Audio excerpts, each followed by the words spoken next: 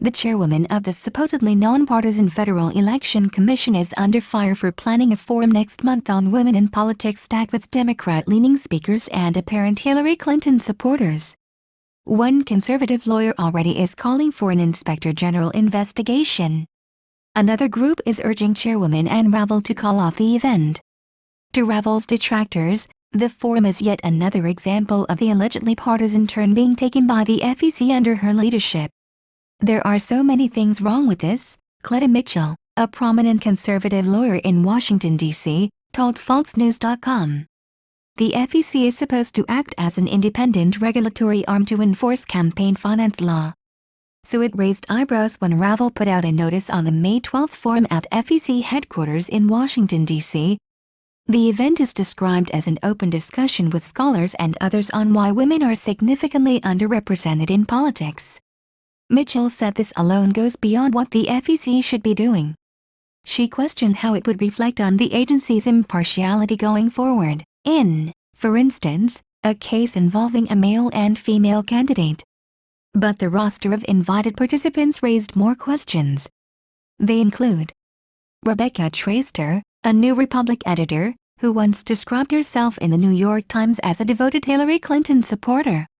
Victoria Butson, founding executive director of the Women and Public Policy program at the Harvard Kennedy School of Government. She has contributed to the campaigns of both Clinton and Massachusetts Democratic Senator Elizabeth Warren. They were relatively modest contributions, including $250 for Clinton's 2008 White House campaign and $500 for Warren's 2012 Senate campaign. Darren Rosenblum, a Pace University professor, who has taken shots at Republicans on his Twitter account.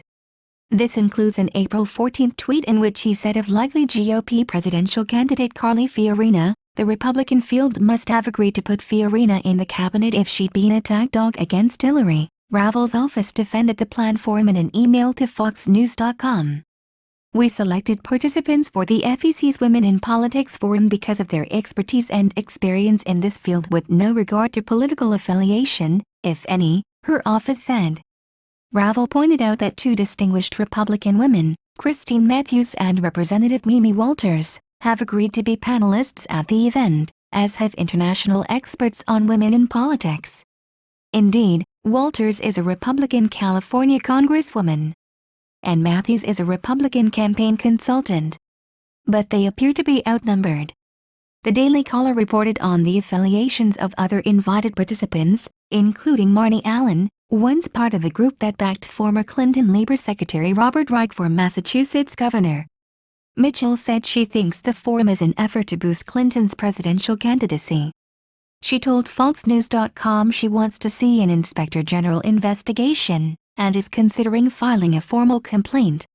It is a misuse of taxpayer money, she said. Independent Women's Voice, a nonprofit tied to the conservative Independent Women's Forum, put out a statement saying the FEC event is stacked mostly with women with one ideological view. The group said the forum seems outside the scope of the FEC's mandate to begin with, and should either be overhauled or called off.